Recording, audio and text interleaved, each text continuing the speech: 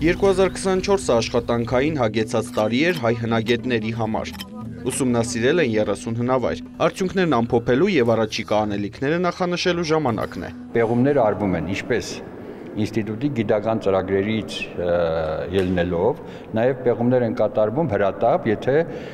շինարարական աշխատանքների ժամանակ դիպվածով ինչ-որ բան է բացվել կամ ասենք օրինակի համար վերականգնման ծրագրեր կան։ 30 հնավայրից 18-ում հետազոտությունները կատարվել են միջազգային համատեղ ծրագրերով։ Մի շարք հուշարձանների տարածքում այս տարի պեղումները կշարունակվեն, որոշներում կմեկնարկեն։ Ամեն տարվա պեղումների արդյունքները բնականաբար նոր նյութեր են բերում, նոր տվյալներ են բերում, այսինքն համալրում ենք տարածաշրջանի եւ Հայաստանի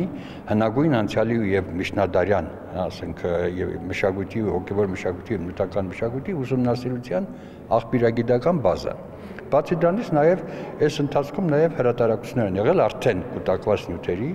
ուսումնասիրության առումով։ Պեղումներն իրականացվում են պետական ֆինանսավորմամբ եւ մասնավորի հովանավորությամբ։ Գիտնականի խոսքով հետազոտությունները նպաստում են Հայաստանի պատմամշակութային ժառանգության բացահայտմանը եւ հանրահռչակմանը։ Արաքսից հյուսիս ընկած տարածքների ամենահին բնակատեղին բացվել է Մաստարայի հեղեղատի հարևանությամբ, դա Քրիստոսից առաջ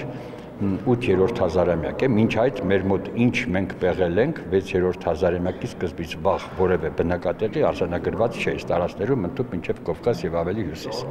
Հարավում կա Տավրոսի փեշերին եւ այլն։ Մասիս Բլուր, Դեբեդավան, Արգիշտախինիլի 2024-ին հնագիտական աշխատանքներ են կատարվել Հայաստանի գրեթե բոլոր մարզերում։ Ուսումնասիրվել են նաեւ հանքարդյունաբերական գործարանների տարածքները։